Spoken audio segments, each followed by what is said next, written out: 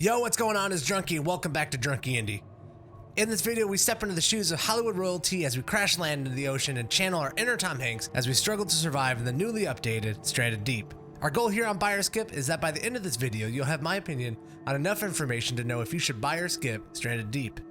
If you enjoyed this review while you're watching it, and you want to help us out, leaving a thumbs up helps other people find this channel and this video. If you enjoy the content here on Drunky Indie, and you're new to the channel, subscribe so you can come back for more, and hit the notification bell so you can see when we post reviews and other indie game videos. This is Stranded Deep, and here's my review. Released into early access January of 2015, Stranded Deep achieved a full release April 21st, 2020 by its publisher and developer, Beam Team Games. You can find Stranded Deep on the PlayStation 4, the Xbox, Mac, and the PC. I got my copy of the PC version off Epic Game Store for $14.99. Our first category, story. So, I don't have a fear of flying. I've spent my entire life, like most people, on and off of planes without any real thought of it being an issue. You stick me inside of a game, and the first scene is into the tiny confines of a private jet, and I am freaking out. Stranded Deep opens with our main character on board a luxurious private jet in the middle of a raging storm in the Pacific. And once you know, something hits us, lightning flashes, and the side of the jet is blown open, and the plane is sent hurtling down in the pitch darkness of the night, and for some reason the pilot is perfectly calm.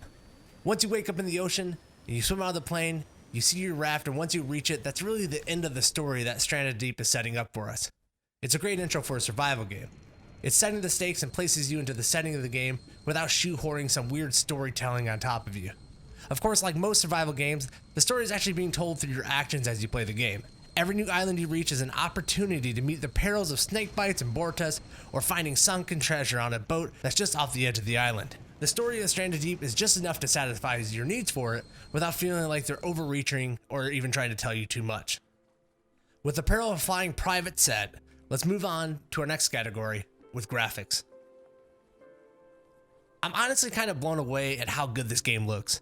I don't know much about what goes on behind the scenes of game development. I know there's kind of a store where developers can go to buy pre-made assets for games nowadays, so I can't really tell if any of these were made specifically for this game or not. I assume a lot of them were, but I can't say overall everything graphically really works. I love so much about the look of this game while building my base. For a survival game set on an island, it seems kind of dumb to say that building palm tree walls really puts me there, but it really puts me there. When I constructed my first wall out of that palm tree, and then another out of some washed up planks from the sand, the idea of the island survival game really set in, and its unique setting really won me over. While playing this game, I'm completely sold on what's going on around me. The realism lands and I feel wholly on this island by myself. The lighting of this game is a whole nother aspect that I wasn't expecting to be so good. During the daytime, at its brightest, the sand is almost blinding. The transition to the night is just really fantastic. You really feel the sun going down and dust starting to settle in before the moon comes up. And once the moon does come up, the light really hits its stride, and even though it was completely dark, you can actually do a lot of your work at night. The way it illuminates what you're doing, while it might be small to the overall aspect of the graphics, it's a hugely worthwhile aspect that Stranded Deep really nails. And before we move out of this category, I can't help but talk about just how absolutely nuts the water is in this game. One of my favorite games is Sea of Thieves. This is one of my favorite games simply because of the ocean. The vast, unpredictable, and gorgeous water in that game had me staring at it for hours on end. And while the seas in this game might not be as mighty and our ships quite a bit smaller and definitely more sinkable, Stranded Deep's water is really impressive. For just how far it goes on, for all the life that you can see going on underneath it, the way it feels when you're sailing through it and having sharks surrounding you. I don't know how this water looks this good and why it looks this good, but I'm really happy that it does. Visually, Stranded Deep's graphics are really swinging above its weight class, and you can honestly feel it, and I appreciate the effort from the developers. Let's move on. Gameplay. Survival games for me is a genre that I don't play a lot of, but when I do, I absolutely love them. I'll never claim to be the best survivor in any one of these, but what I really do love about the genre is that you really do create your own world in it, and I just really dig that aspect. What Stranded Deep does very well in this genre is drive home just how absolutely perilous your situation is. The only initial help that you land with in this game is your raft, and the small amount of supplies that are on the raft really won't get anything done for you. When you drag your raft onto an island, you have to build everything from the ground up. From starting with rocks that you eventually turn into sharp objects, then you move on to cutting down palm trees with those sharp objects, and then you build your base with these palm trees, even down to the coconuts are being used as not only a water source, a food source, and even a flask. This is not to say that you're completely on your own here. The developer has graciously sunk tons of ships around various islands, and they each have supplies left behind from their departed crews. Something that I really felt great about in this game was a sense of accomplishment and ownership in what I was building. I'm not entirely sure why games like Grounded or Minecraft don't really give this to me. Maybe it's just the utter survival of your situation here. But in Stranded Deep, by the time I was able to string enough wood and enough palm leaves together to make a shack, I honestly felt like it was mine, and that I in some ways secured my survival for just a little bit longer. Survival mechanics in this game are pretty standard fare. You have to look out for your food, your water, and your health throughout your days, but also because, of course, you also have to look out for how much UV rays you're getting and how much of a sunburn you're getting on through your day. And if you do get a little too crisp, there is aloe plants laying around to alleviate this. It's just kind of a little fun extra thing that you have to worry about that kind of feels like Stranded Deep's one of the only games in the genre that can do this. One place where Stranded Deep also really stands out amongst its friends in this genre is the ability to build vehicles, and in my specific playthrough, just a raft. There are various materials in the world that you can gather and actually build a custom raft to float around and sail around the waters. And working off a grid building system, you can expand that raft any way you would like as long as it works on the waters. Once you're able to build a sail in this game and get your raft going, the game really just kind of opens up for you.